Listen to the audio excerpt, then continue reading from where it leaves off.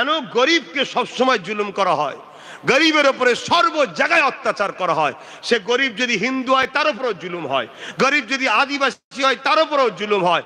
আর মুসলমানের উপরও তো জুলুম হওয়াটা স্বাভাবিক, কেন মুসলমান আমরা ভালো নয়, খারাপ লিউনি, আমরা ভালো নয়। আমাদের উচিত ছিল জুলুমের বিরুদ্ধে লড়াই, আমরা জুলুমের পক্ষে সাপোর্ট করি, এজন্য আমাদের মাঠটা পাওনা হয়েছে।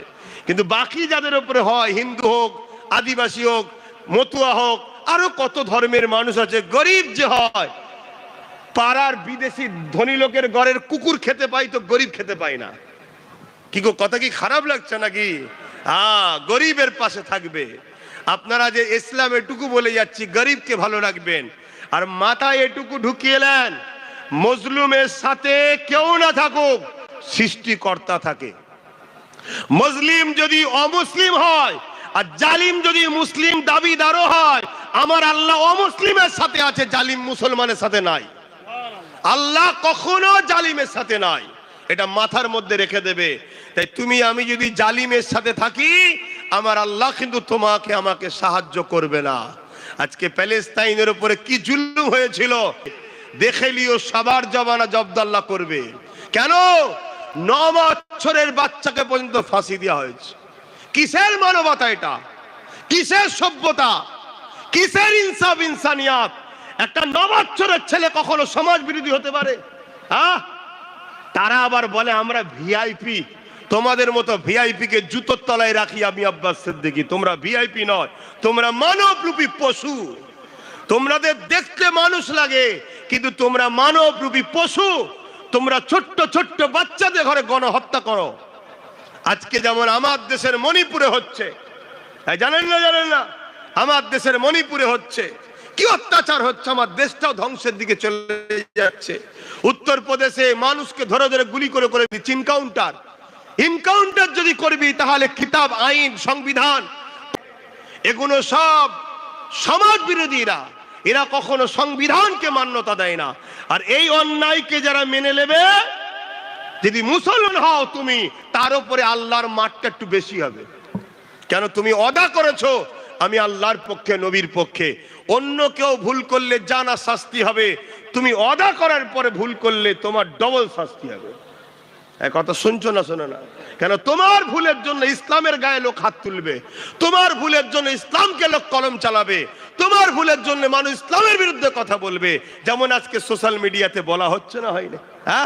শুধু মুর্শিদাবাদে নাকি জঙ্গি ঢুকে পড়ছে, শুধু ঢুকে পড়ছে জঙ্গি, আর বাকিগুলো সব ঘোড়ার ঘাস কাটছে। কথা বুঝছেন না? বোঝেন না? বড় বড় পদে বসে ঘোড়ার ঘাস কাটছে আর জঙ্গি ঢুকে পড়ছে। নিরীহ ঘরের ছেলেগুলোকে তুলে নিয়ে যে 10 বছর জেল খাটিয়ে বলছে আমাদের সন্দেহ হয়েছে, ভুল হয়ে গেছে। কথা বুঝছেন না? বোঝেন না? এগুলো কি জুলুম নয়? এই জুলুম যেখানেই হবে সেই জুলুমের পক্ষে থাকলে হবে না, জুলুমের বিরুদ্ধে থাকতে হবে। আর এই জুলুম যারা করবে তাদের উপরে অবশ্যই খোদার পক্ষ থেকে মার আসবে। সে মুসলিম হোক আর যেই হোক, খোদার মার আসবে। তো যাক, আমি যেটা বুঝাতে চাইছিলাম, বুঝাতে গিয়ে এইদিকে চলে গেলাম। আমি অন্যায় দেখলে থাকতে পারি না ভাই, সে যেই হোক, আমার ভাই হোক আর যেই হোক, আমি অন্যায় সহ্য করতে পারি না। আমি এতটুকু জানি, এই পৃথিবীর কারো কোনো ক্ষমতা নেই আমার কিচ্ছু করতে পারে। কেন?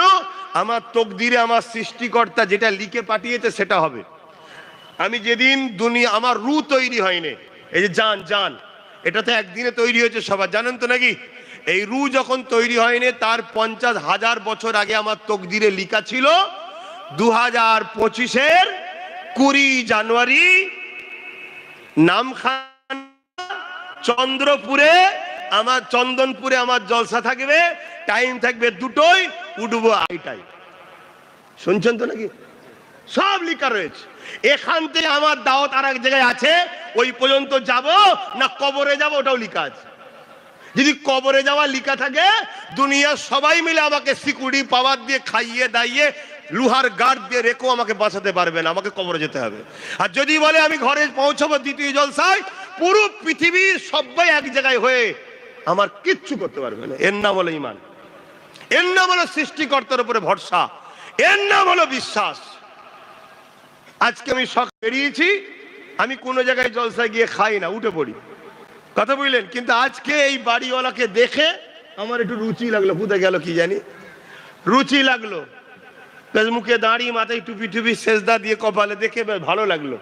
লোকটার ব্যাপারে একটু খাওয়া যেতে পারে। দুটো সাদা ভাত, যাক আল্লাহ করিয়েছিল, খেলাম। কথা বুঝলেন? তো এটা আমার রেজেকে ছিল, আমি অন্য জায়গায় খাইনি।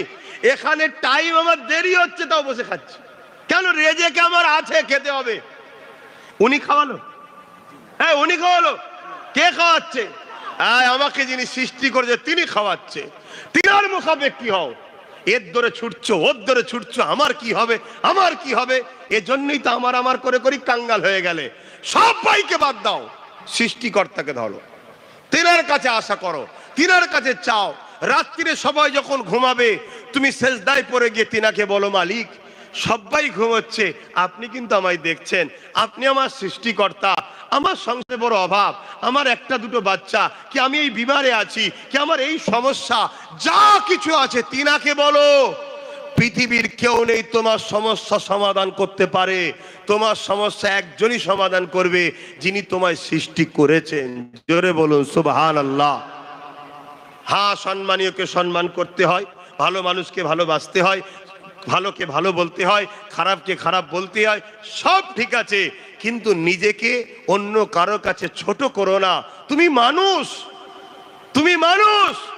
একজন কোটিপতি, তুমি গরিব, তো কি হয়েছে? সৃষ্টিকর্তা তোমাকে গরিব বানিয়ে পরীক্ষা নিচ্ছে, তাকে কোটিপতি বানিয়ে পরীক্ষা নিচ্ছে, তোমাকে প্রজা বানিয়ে পরীক্ষা নিচ্ছে, কাউকে রাজা বানিয়ে পরীক্ষা নিচ্ছে। আমাকে পীরের ঘরে জন্ম দিয়ে পরীক্ষা নিয়েছে, তোমাকে মুরিদের ঘরে পরীক্ষা নিচ্ছে। আমি পীরজাদা হয়ে তোমাকে যদি মানুষের মতো ব্যবহার না করি, আমারও ছাড় নাই। আর তুমিও যদি আমাকে যত যত সম্মান না করো, তোমারও কিন্তু ছাড় নাই। যার যেটা জায়গা তাকে সেটা করতে হবে। সব পরীক্ষা।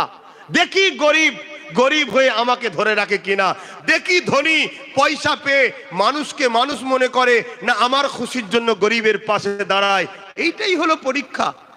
দেখি কাউকে ক্ষমতায় বসিয়ে সে মানুষের উপকার করে না মানুষের ক্ষতি করে, এসবই পরীক্ষা। তাই আমি বলবো আমার ভাইদেরকে, বাপেদেরকে, মায়েদেরকে, বোনেদেরকে, এই সামান্য দুদিনের দুনিয়ার জন্য সৃষ্টিকর্তার নাফরমানি করবেন না। সৃষ্টিকর্তা যেটা চায় সেই রাস্তাতে চলুন। তাই যুগে যুগে তিনি নবী রসুল পাঠিয়েছেন। মুসা আলাইহিস সালামের কথাটা বলছিলাম, সময় তো খুবই সংক্ষেপ। মুসা নবীর কথাটা শুধু শেষ করে দিই। 70,000 জাদুকর দড়ি ছেড়েছে, 70,000 সাপ হয়েছে। মুসা নবীকে সৃষ্টিকর্তা এলাহান করলেন, আওয়াজ দিলেন, মুসা তুমি তোমার হাতের লাঠিটা ছাড়ো। মুসা নবী লাঠিটা ছাড়লেন, বিশাল একটা সাপ হয়ে গেল। বললেন না সুবহানাল্লাহ? কিন্তু আগে জাদুকররা দড়ি ছেড়েছে, সাপ হয়েছে, আমি সুবহানাল্লাহ বলতে বলেছি। কিন্তু মুসা নবীর বেলায় বলতে বললাম কেন? ভাববেন মুসা আমাদের পক্ষে, তাই না, এখানে সত্য আর মিথ্যার ব্যাপার আছে। তাই কি আমি শুধু সুবহানাল্লাহ বলবো কেন?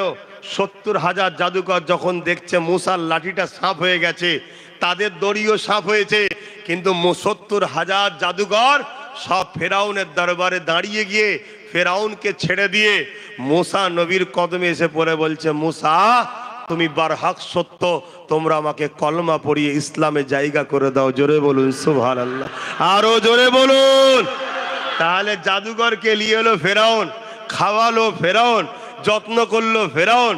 জাদুকররা দড়ি ছাড়লো, সাপ হলো। মুসা নবী লাঠি ছাড়লো, সাপ হলো।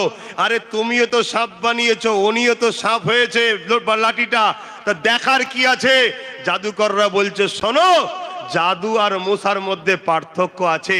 আমরা রশি ছেড়েছি, সাপ হয়েছে, সাপ কিন্তু হাকিকাতে হয়নি, রশি রশি আছে, জনগণ দেখছে সাপ হয়েছে।